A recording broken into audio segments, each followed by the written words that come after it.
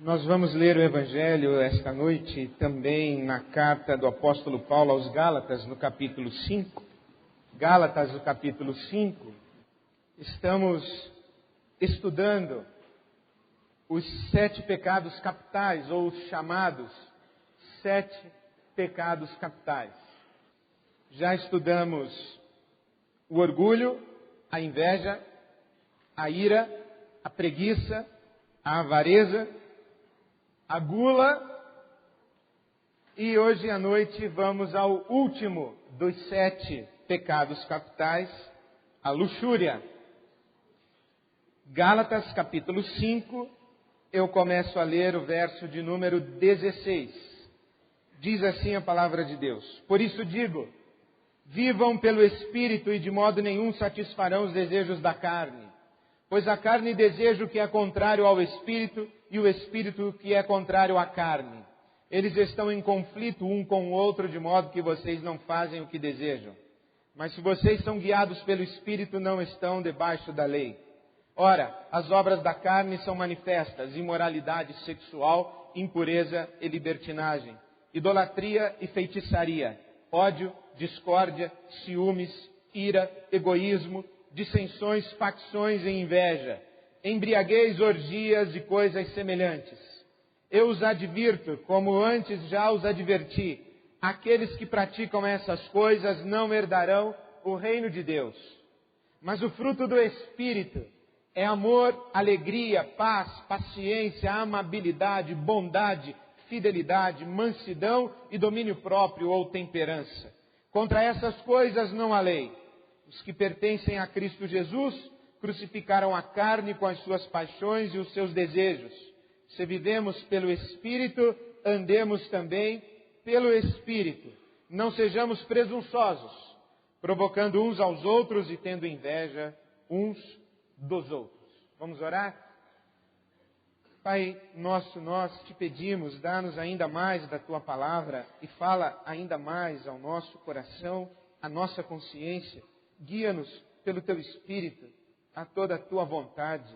Nós te pedimos assim: toma-nos pela mão, toma-nos em nossa fraqueza, toma-nos em nossa ignorância, tem misericórdia de nós, toma-nos em nossa rebeldia e leva-nos pelas veredas da justiça, por amor do Teu nome, como tens prometido. Pedimos-te assim, Pai, em nome de Jesus e para a Tua glória. Amém. Como sabem, a lista dos 7 pecados capitais não consta da Escritura Sagrada.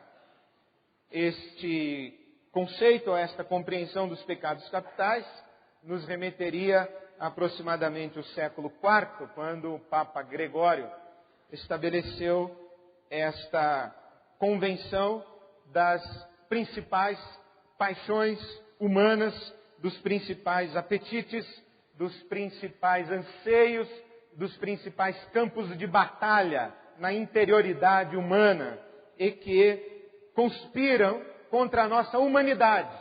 Em outras palavras, quanto mais cativos destas paixões, o orgulho, a inveja, a ira, a preguiça, a gula, a avareza e a luxúria, mais animais, menos humanos, mais bestiais, menos gente nós somos.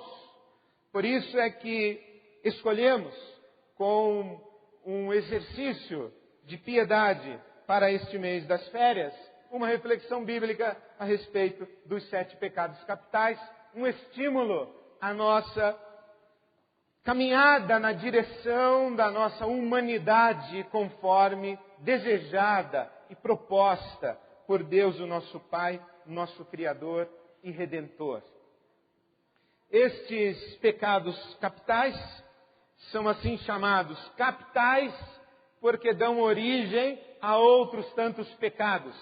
São 7 paixões que fazem nascer dentro de nós e em nossa vivência a experiência de outros tantos pecados. Chegamos, portanto, esta noite à luxúria. E há tanto que falar sobre a luxúria que temi perder-me e escolhi então falar pouco não sei se vou conseguir. Mas como não conseguir o que se pretende na hora de falar não está na lista de 7 pecados capitais, então vamos ter paciência com este fraco, indisciplinado e incapaz de controlar-se que vos fala. Luxúria. O que é a luxúria? Luxúria é, em termos simples, só pensar naquilo. Sexo.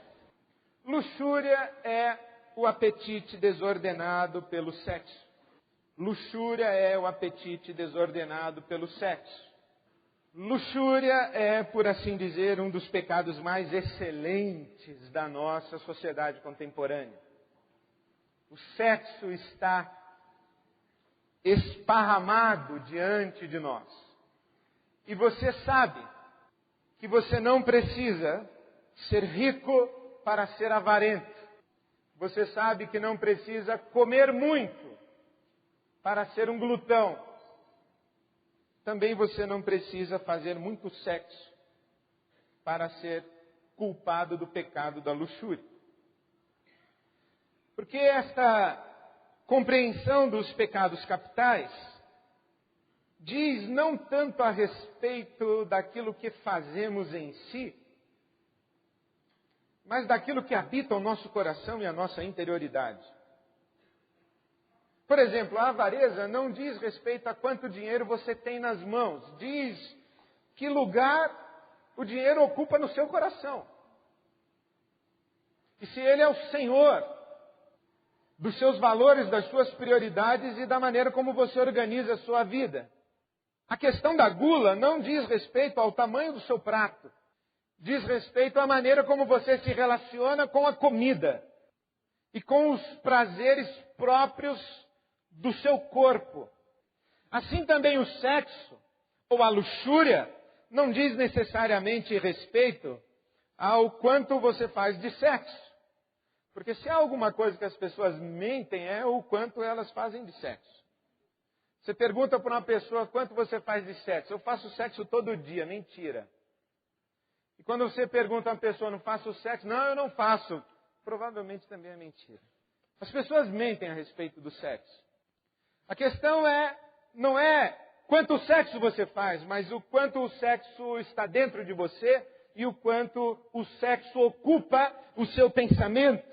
E o quanto é o sexo quem determina a sua visão de realidade, a sua forma de relacionar-se com as pessoas, a sua maneira de organizar a vida, a maneira como você vê a si mesma, como você vê a si mesmo. Ou eu faço muito sexo, ou eu faço pouco sexo, ou eu não faço sexo, mas o sexo me é uma razão para felicidade ou infelicidade. O sexo não importa se eu faço muito, se eu faço pouco, se eu faço moderadamente, mas o sexo é uma área de conflito constante. O sexo é uma questão de tentação e de agonia e de angústia constante. Então, nesse sentido é que estamos falando de luxúria. O quanto é que o sexo tem força, tem poder, e implica a nossa consciência, a nossa vontade e a nossa ação. Eu concordo com Richard Foster, que diz que a nossa sociedade fala pouco de sexo. É contraditória esta expressão do Foster, que diz que a nossa sociedade fala pouco de sexo quando nós temos sexo para vender pneu de automóvel, sexo para vender programa infantil de televisão, sexo para vender seguro de vida, sexo para promover dieta, sexo para promover ideologias. Quando nós temos o sexo nas revistas, quando nós temos o sexo nos outdoors, quando nós temos o sexo nas conversas, nas piadas, nas sugestões de humor, quando nós temos sexo nos olhos, quando nós temos sexo na maneira como nós nos olhamos e nos despimos mutuamente de quando em vez. Como é que alguém pode dizer que a nossa sociedade fala pouco de sexo? O Foster diz, a nossa sociedade fala pouco de sexo porque fala muito em termos de abrangência, mas muito pouco em termos de profundidade. A nossa sociedade não fala realmente sobre sexo. A nossa sociedade não conversa de maneira adulta sobre sexo. O nosso púlpito muito menos, as nossas igrejas muito menos. Na verdade, especialmente dentro do ambiente religioso, o sexo me parece que é um tabu dos tabus. E o pecado sexual é o pecado sem perdão. O sujeito matou 5, ele prega domingo à noite. Ele adulterou, não prega nunca mais. Porque para nós, sexo implica o pecado sem perdão. O ano passado eu fui chamado por uma consultoria para visitar uma empresa que estava em apuros. E fui lá naquela empresa que estava num processo de transformação dos seus sistemas de gestão. E havia um conflito religioso. Fui ali chamado e o consultor que me levou disse: Ed, por favor, não diga que você é pastor. Como eu já estou acostumado com esse tipo de fala, eu disse: não há problema, vamos lá.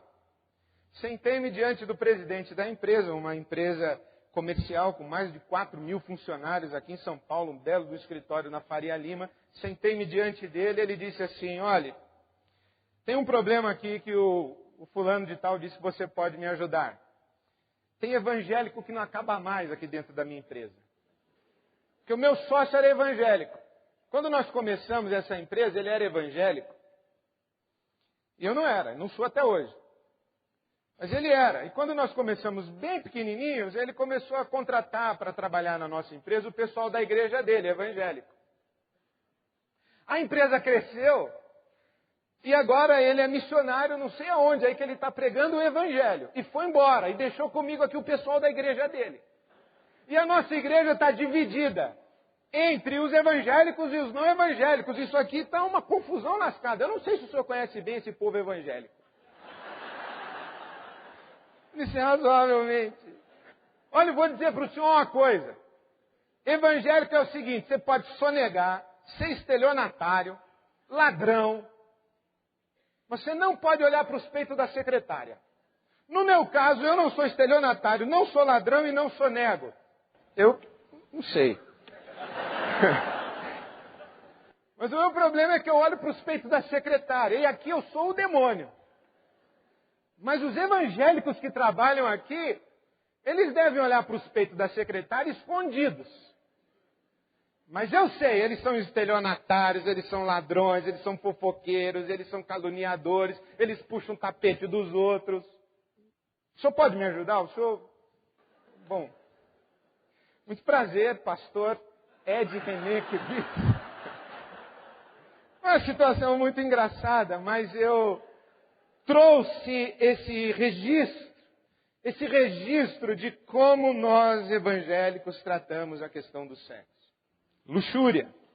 Talvez o nosso silêncio a respeito do sexo seja uma grande evidência de que somos culpados do pecado da luxúria.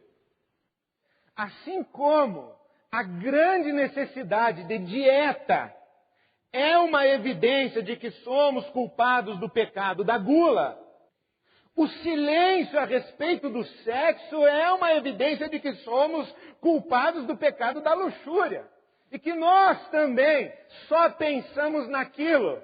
E que aquilo é tão perigoso que temos dificuldade de mexer.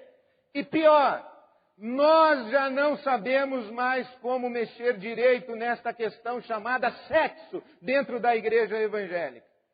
As novas configurações familiares, os novos conflitos de orientação sexual, as identidades, gênero, essa discussão dentro da igreja está conflitiva. E diante do conflito a gente se cala.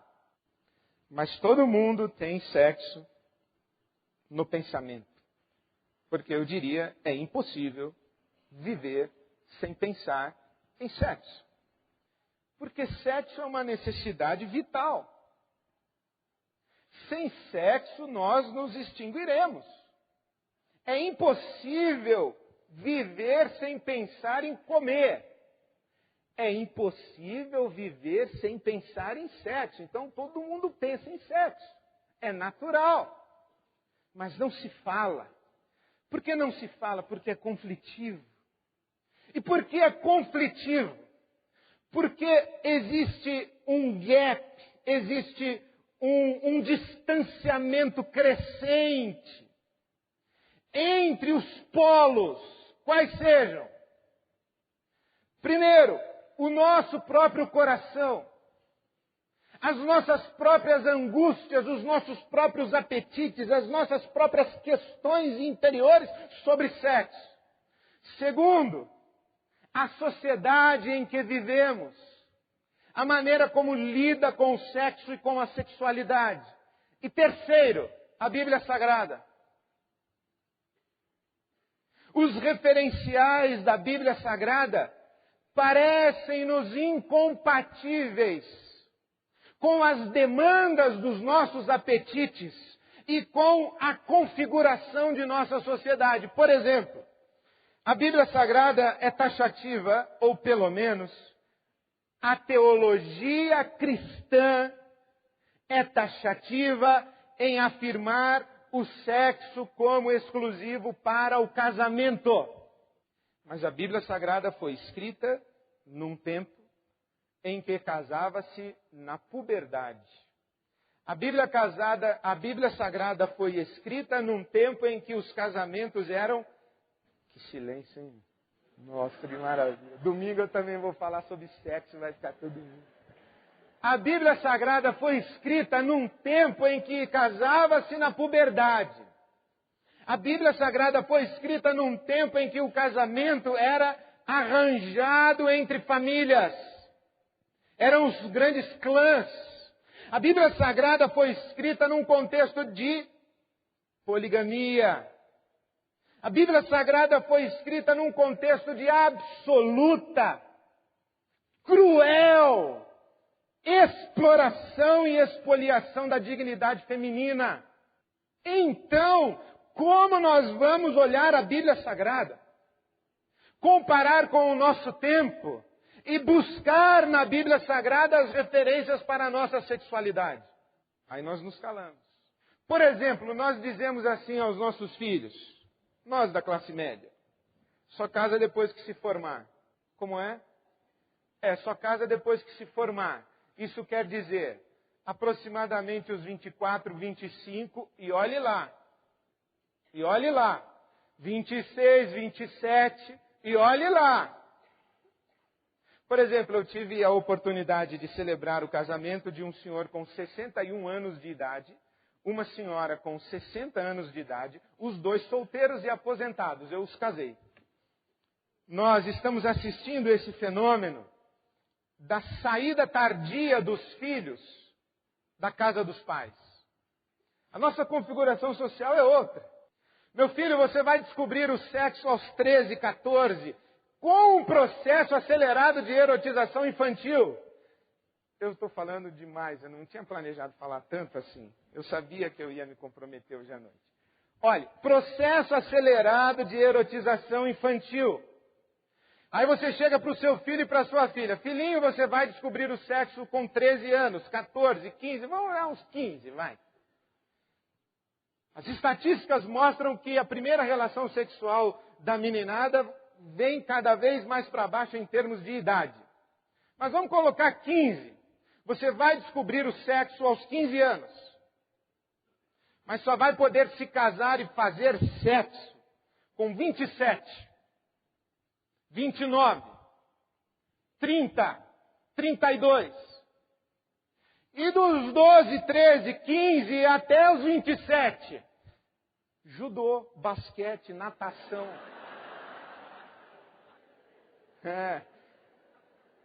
Curso bíblico. Vigília. Oração. Culpa. Castração. Infantilidade emocional e afetiva. Incapacidade de lidar com o corpo e com o prazer. Incapacidade de construir relacionamento masculino-feminino. Quer mais? os índices de divórcio em nossa sociedade, o índice de solteiros, viúvos, descasados, em idade de plena intenção e pleno apetite e pleno vigor e plena saúde para a prática do sexo. Ou casa ou abstência. Olha, eu digo a vocês, eu não acredito em Papai Noel. Acredito na ética bíblica, mas não acredito em Papai Noel. Não me engano. Não me engano porque todas as vezes em que saio para falar aos jovens adultos de nossa igreja, e que me exponho a um momento de perguntas e respostas, é fatal que venha a pergunta sobre sexo. Pode ou não pode? Eu já tenho a resposta pronta que o Senhor me deu na última vez. O sujeito que pergunta se pode, não pode. Porque quem pergunta pode, não pode, é criança. Criança não pode. Quem é adulto não pergunta pode, não pode. Então se você está perguntando, será que eu posso? Não pode. Mas é fatal que a pergunta vem, porque é um conflito latente. E não é que o pessoal pergunta porque está lá se segurando e torcendo para o pastor falar que pode.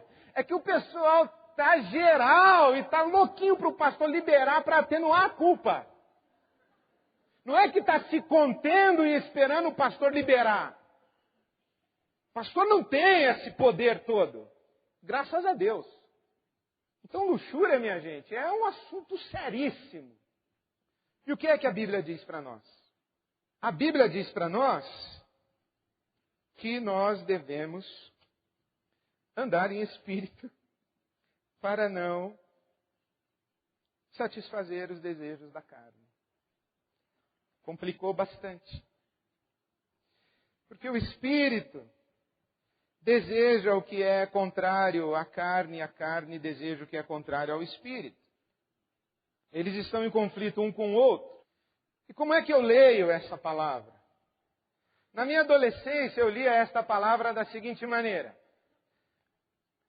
E na minha adolescência, eu vou ser bem claro, porque já pisei na lama mesmo, já pus o pé na jaca. Era assim. A carne é pecado, então era um cachorrinho preto. O espírito é a pureza, é um cachorrinho branco. O cachorrinho preto e o branco é que ficam brigando. O que você alimentar mais é o que vai ganhar a luta. Então, como é que eu lia esse texto aqui? Dizendo, se eu andar em espírito, eu vou conseguir dominar o cachorrinho preto. Se eu andar em espírito, eu vou anular completamente o meu apetite sexual. Eu vou trazê-lo no cabresto. Se não anular completamente, porque um dia eu ouvi essa seguinte história que fez um mal, mas um mal danado à minha consciência e ao meu coração piedoso. Eu era piedoso, viu pessoal? Quando eu era adolescente eu era bem piedoso. Eu estava numa roda de pastores, ouvindo um missionário contando outro pastor e tudo mais, eu ali com os meus 18, 19, impressionado com aquela piedade. E eu não sei por que cargas d'água, um pastor começou a falar de sua dificuldade de tentação com sexo. O outro virou e disse assim, você ainda está nesse nível de tentação? Aí eu pensei, como assim será um nível? Sabe o que isso gerou em mim? A seguinte consciência. Quanto mais santo eu fosse, menos eu teria tentação na área de sexo. Eu criei na minha cabeça um sexômetro espiritual. Desejo de sexo, pensamento em sexo, contrário a ser piedoso e ser santo. Eu tenho que ou não pensar, ou dar um jeito de, assim que pensar, pular na piscina e treinar 1000 metros de natação, ou lutar judô, qualquer coisa, mas deixar o negócio.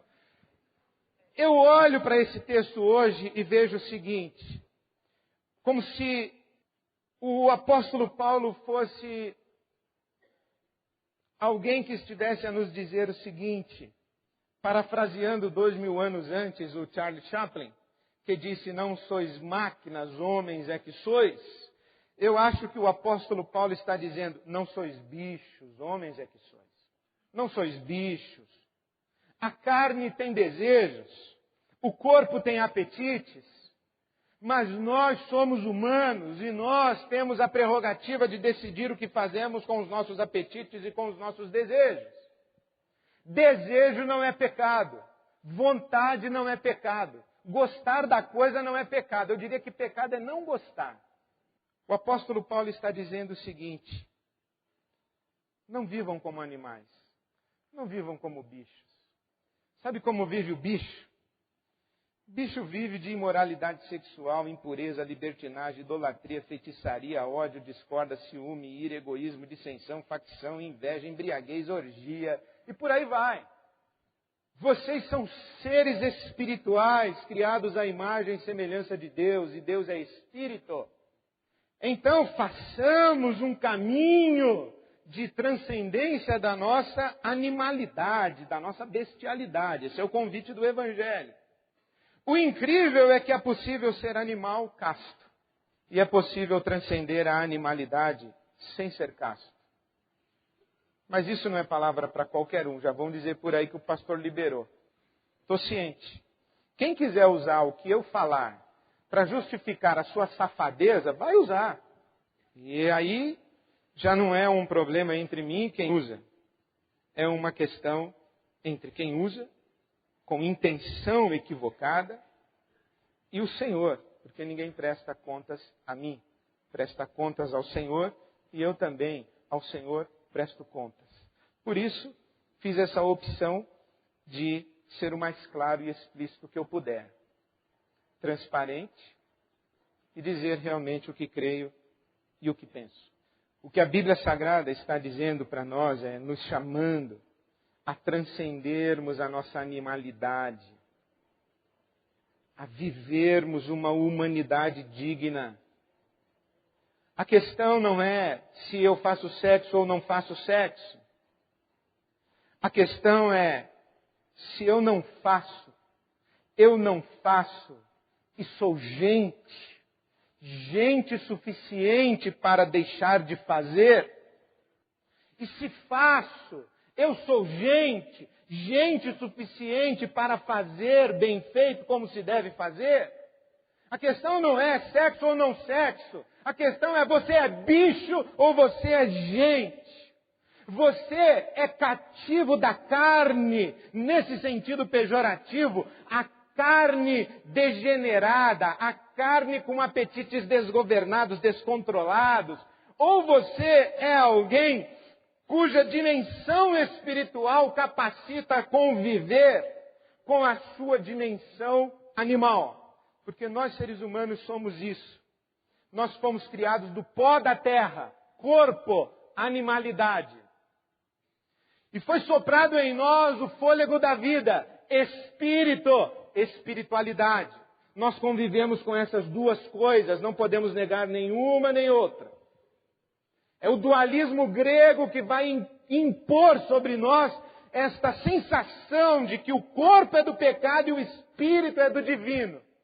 Jonathan Winters disse, resumindo essa mentalidade, que nós pensamos que Deus habita o nosso coração e o diabo habita o meio das nossas pernas. Não é verdade. Deus nos habita por inteiro. Deus nos quer habitar por inteiro.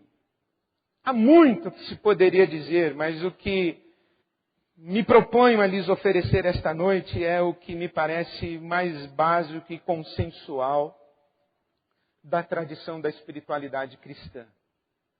Como nós cristãos respondemos à luxúria? Os solteiros com castidade, os casados com fidelidade. Os solteiros com castidade, o casado ou os casados com fidelidade. Mas não é tão simples quanto parece. Por exemplo, quanto sexo ilícito se pratica no casamento? Quanto sexo ilícito se pratica no casamento entre cônjuges? Quantos maridos estupram suas mulheres? Quantas mulheres se prostituem para os seus maridos? Quantos homens usam o corpo de suas esposas sem assumi-las integralmente como suas mulheres e mulheres de suas vidas? Quantas mulheres cumprem obrigações Por que não tem outra saída e alternativa? Estão casados. Estão na cama. Fazendo sexo. Alguém diria, legítimo. São casados? São. Ah, beleza. Não. Podem ser casados. Podem ser cônjuges. Podem estar na mesma cama. E podem ser dois bichos. Castidade. Castidade é castidade. Jesus disse o seguinte: se alguém olhar com um olhar impuro, já cometeu adultério. Alguém disse que o olhar impuro é o segundo olhar. Quando o sujeito vem andando assim, ele olha, aí olha de novo. Aí já pecou. Por isso é que no seminário a gente combinava de olhar uma vez só. Olha e já não olha duas vezes, olha e já fica olhando. Olhar com olhar impuro. Olhar com olhar impuro não é o mesmo que olhar com desejo. Olhar com olhar impuro não é o mesmo que olhar apreciando o belo. Olhar com olhar impuro não é o olhar masculino. Com licença da expressão, um bom nariz sente todos os cheiros que lhe são possíveis à distância. É sinônimo de boa saúde emocional, espiritual, psíquica, física, que um homem se sinta atraído por uma mulher bonita. Que uma mulher se sinta despertada no seu desejo por um homem que porventura lhe atraia. Por quê?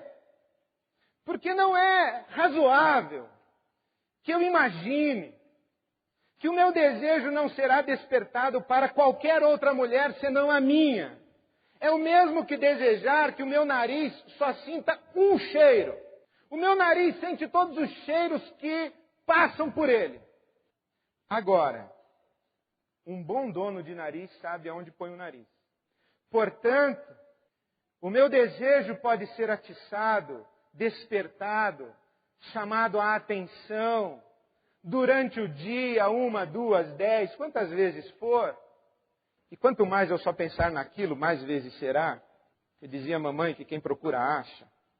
Outro dia eu conversei com um homem viciado em sexo, destruindo sua família. Ele disse, pastor, eu não sei como é que é, parece que eu tenho um negócio que atrai. Eu falei, você tem mesmo, é a sua cabeça doente. Você transpira isso, atrai mesmo. Então, não é motivo de minha culpa, mas quando o meu desejo é aflorado. Mas é minha responsabilidade o que eu faço com o meu desejo. É minha responsabilidade a mulher que transformo, com licença da expressão transformar, e com licença da expressão objeto, a mulher que transforma em objeto do meu prazer. É minha responsabilidade. Então, olhar com olhar impuro é um olhar com maquinação. É um olhar com intenção.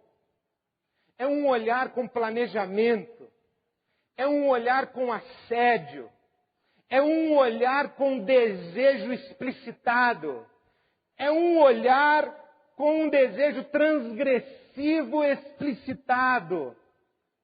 É isso que é o adultério. É esse olhar de quem, no fundo, diz assim, se eu tivesse certeza que não seria pego, eu iria até o fim. Aí está um coração adúltero. Não, mas eu não fiz sexo com ela. Não interessa se fez ou não fez. Não, mas eu não fiz sexo com ele. Não interessa se fez ou não fez.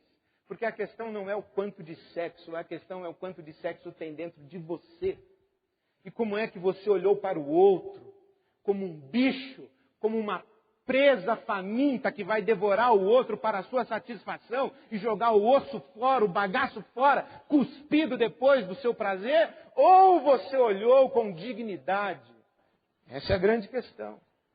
A castidade está aí nesta capacidade de ser humano, de ser respeitoso. Quando o sexo é legítimo e quando não é? A Bíblia diz para nós. Deixará o homem seu pai e sua mãe, unir-se-á à sua mulher e serão os dois uma só carne. Fiz para mim a seguinte compreensão. Primeiro, sexo é legítimo entre pessoas autônomas e emancipadas. Pessoas que já são adultas e são responsáveis por si mesmas. Que assumem a responsabilidade de suas decisões. E que assumem as consequências de seus atos. Então, para essas, o sexo é legítimo. Por exemplo, meu filho vai fazer filho para que eu cuide? Minha filha vai fazer filho para eu cuidar? Não. Minha filha faz filho para ela cuidar. Meu filho faz filho para ele cuidar. Autonomia e emancipação. Liberdade. Pessoas livres. Eu sou casado com Silvia Regina. Com ela sou uma só carne. Para qualquer cama que eu for, ela vai junto. Logo eu só posso ir para a cama dela. É assim. Eu sou uma só carne com uma mulher. Para qualquer cama que eu vá, ela vai junto. Logo, eu só posso ir para a cama dela. Eu não sou livre para realizar o meu desejo com outra mulher que não seja a minha mulher. Sou adulto, sou emancipado, mas eu não sou livre para realizar o meu desejo com outra mulher que não seja a minha mulher. Sou casado. Mas, deixa pai e mãe. Emancipado. Autônomo. Faz uma só carne. É livre para fazer uma só carne. Mas une-se à sua mulher. Une-se. Faz-se com a mulher ou com o homem uma aliança de vida. Há um compromisso de relacionamento longevo, de entrega mútua e de uma admissão da vida por inteiro. Não é uma aventura de sábado à noite, é uma caminhada. Não é uma transa, é uma conjugalidade. Não é sexo de bicho, de prazer animal. É uma relação de amor, de afeto, uma construção profunda em que eu vou curar esta mulher vai me curar. Onde eu vou amar esta mulher vai me amar. Onde eu vou aprender a ser homem com esta mulher vai aprender a ser mulher comigo debaixo do meu olhar masculino. Isso é casamento. É assim que a Bíblia diz. E é por aí que a gente anda. Então, quando o sexo é legítimo? Quando acontece isso. Por isso é que nós dizemos assim, que sexo é para o casamento. Agora, qual é o fenômeno da nossa sociedade? Os jovens e jovens adultos e adultos com vida sexual ativa sem casamento. Bom, eles estão casados e não sabem. Só que estão num péssimo casamento. Estão casados pela metade, ou casamento de 20% de compromisso. Por exemplo, o sujeito tem uma namorada e tem vida sexual ativa com a sua namorada por 1 ano e meio. Aí tem outro namorado, aí a menina tem vida sexual ativa com o namorado mais 7 meses. Aí depois transou com 3 caras, 3 fins de semana diferentes, 3 caras diferentes, porque estava sozinha. Aí depois arrumou um noivo, vai casar. Vai casar. Aí vem para o pastor vai fazer esse casamento. Bom, já deve ser o 6º casamento dela. Não é o primeiro. É o 6º, o 7º, o 8º, sei lá quantos. É o 7º, depois de 6 péssimos casamentos. Porque casamentos pela metade. Porque se faz uma só carne, mas não se deixa pai e mãe, não se assume integralmente. Eu não casei com a sua família, casei com você. Mentira. Casou, levou tudo. Aí, já era. Casou, levou tudo. Tem que assumir todo o passivo. Todo. Casou, levou. Isso é casamento. É uma história. São 2 histórias. A partir de agora, do casamento, eu digo assim, não existe mais o seu e o meu, existe o nosso. A sua lágrima é minha lágrima, a sua alegria é minha alegria. A sua dor é minha dor, a sua história é a minha história. O que é problema seu é meu problema, o que é benefício seu é meu benefício, nós somos um só. Isso a Bíblia chama de casamento. Por isso é que eu não me iludo. É que casamento, meus irmãos, a gente não casa nem no cartório nem na igreja. O pessoal diz assim, pastor, você vai fazer o casamento do fulano? Eu digo, não. Eu vou lá orar pelo casal. Já disse isso, alguns casais eu vou pedir para Deus abençoar, outros casais eu vou pedir para Deus ter misericórdia, eu vou lá orar. Eu não faço casamento. Não faço casamento. Até porque eu acho que casamento é uma coisa que se faz todo dia. Há casais que estão casados há 10 anos, mas o marido ainda não deixou pai e mãe. Há casais que estão casados há 15 anos, mas a mulher ainda não se uniu ao seu marido. Ele é ele, ela é ela. Ela tem a vida dela, os interesses dela, as prioridades dela, os desejos dela, os sonhos dela, e ele é um viabilizador. É um patrocinador, é um financiador. Ela ainda não se uniu, não casou ainda. Na ordem bíblica, deixará o homem seu pai e sua mãe, unir-se-á à sua mulher e serão os dois uma só carne. Na nossa sociedade, são uma só carne. E aí aos pouquinhos, quando dá, vai deixando pai e mãe. Se for conveniente, se une. Porque a nossa irmã disse, não sei por que estou falando, mas eu acho que nós descobrimos por que estava falando. Nossa irmã Marina Silva disse assim, problemas da nossa geração, adiamento do prazer e peso da responsabilidade. Nós queremos prazer em tempo real e, se possível, com nenhuma responsabilidade. É isso que a Bíblia Sagrada está dizendo. Isso, viva assim e destrua-se a si mesmo e a tantas outras vidas. E aqui, eu quero ser bem honesto, mas de todo o meu coração, como eu tenho sido com você. Alguém aqui acha mesmo que não pratica o pecado da gula? Alguém aqui acha mesmo que vai para o inferno porque comeu um brigadeiro a mais? Porque repetiu a lasanha do domingo na casa da sogra? Você acha mesmo que Deus vai no portão do céu colocar o anjinho com fita métrica, tirar a cintura? Ah, obeso, gula, desce. Você acha? Não é assim, né, minha gente? Portanto, alguém acha mesmo que vai para o inferno quem tem vida sexual ativa e não é casado, ou quem transou ou deixou de transar? A questão não é Deus castiga, não é pecado, Deus condena. A questão não é pecado, vai para o inferno. A questão é que o apóstolo Paulo diz assim, olha, todas as coisas me são lícitas, mas nem todas as coisas me convêm. Sabe o que eu assisto nessa geração de relacionamentos fugazes, de cama em cama, de prazer de fim de semana, de postergação da construção de família? Aos poucos a capacidade de construir família vai se perdendo. E aos poucos aquilo que é um prazer de cada fim de semana vai se tornando uma angústia de solidão.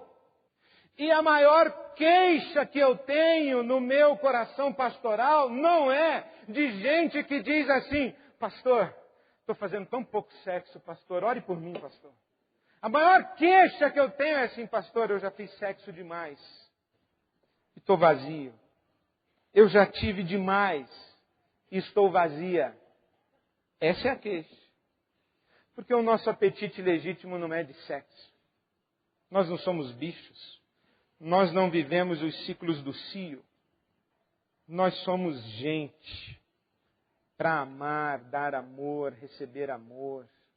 E quando a Bíblia Sagrada vai dizer assim, meu querido, minha querida, não entregue o seu corpo à promiscuidade. Se você vai fazer sexo ou deixar de fazer sexo, no casamento ou fora do casamento, olhe para o céu, olhe para o espelho, pergunte-se a si mesmo diante de Deus e a si mesma diante de Deus, eu sou bicho ou eu sou gente? Eu estou me tratando com dignidade e tratando o meu parceiro, a minha parceira com dignidade?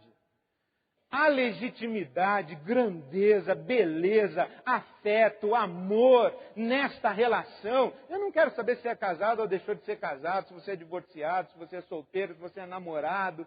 Eu quero saber o seguinte, você é adulto, você é livre. Você diante de Deus está comprometido a ter este seu parceiro e a sua parceira com dignidade e assumi-lo por completo. Então desfrute Desfrute, porque o sexo é legítimo e é um prazer legítimo. O sexo é divino, mas ele não pode ser bestial e animal como tem sido. O fruto do Espírito é amor, alegria, paz, paciência, amabilidade, bondade, fidelidade, mansidão e domínio próprio. Seria o caso de nos perguntarmos em nossas relações de afeto, nessa relação há amor, há alegria, há paz, há paciência, há bondade, há fidelidade, há temperança, há disposição ao sacrifício, há compromisso de perdão, há intenção de andar uma segunda milha, há o desejo da entrega plena. Essas são as perguntas legítimas. Por isso é que o que a nossa sociedade faz com o sexo é grotesco, é bestial, é desumano. O caminho de Deus para nós é um outro caminho. É um caminho de uma aliança. De uma aliança entre pessoas que se amam e se assumem diante de Deus. Com dignidade, diante umas das outras e diante da sociedade a quem ou diante da qual devem refletir e espelhar não apenas um padrão de humanidade, mas um padrão de relacionamento humano. Nós somos assim. Nós somos cristãos. Nós somos seguidores de Jesus. Nós estamos presentes na sociedade dizendo: olhem para nós e aprendam a ser gente. Olhem para nós e aprendam a ser casal. Olhem para nós e aprendam a amar. Olhem para nós e aprendam a construir família. Olhem para nós e aprendam a desfrutar do sexo. Olhem para nós e aprendam o que é, de fato, viver e ter prazer aos olhos de Deus e com a bênção de Deus.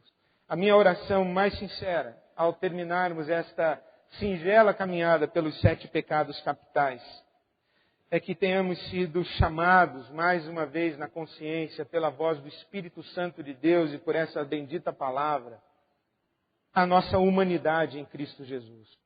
A transcendermos essa nossa animalidade e deixarmos o Espírito Santo de Deus forjar em nós a nossa mais legítima, verdadeira e plena humanidade, a semelhança de Jesus Cristo, o nosso Senhor, Salvador e Rei. Que o Senhor Deus assim nos abençoe. Eu queria convidar você a ficar em pé, para convidar você a se ajoelhar depois. E queria que nós cantássemos: dias bons eu já vivi, dias maus também, eu conheço os dois.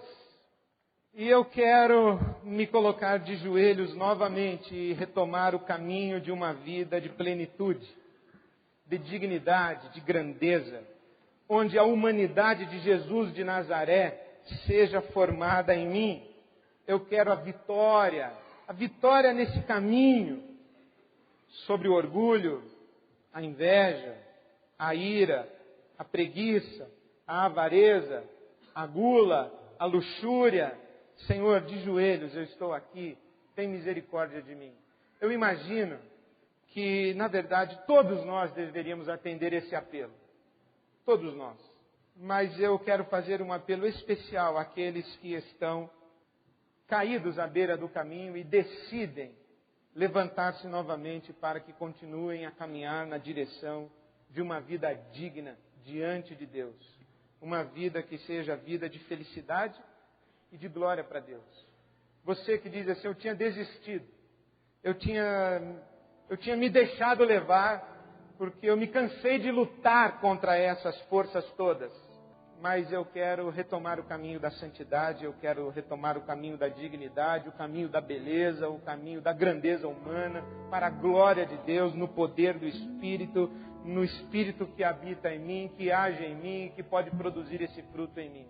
Enquanto nós cantamos, se você quiser, eu teria muita alegria em orar por você e com você. Pode sair do seu lugar e vir aqui e recomeçar a sua caminhada, e recomeçar a escrever a sua história, a sua peregrinação no discipulado com Jesus. Enquanto nós cantamos, sai do seu lugar, vem aqui, nós vamos orar juntos.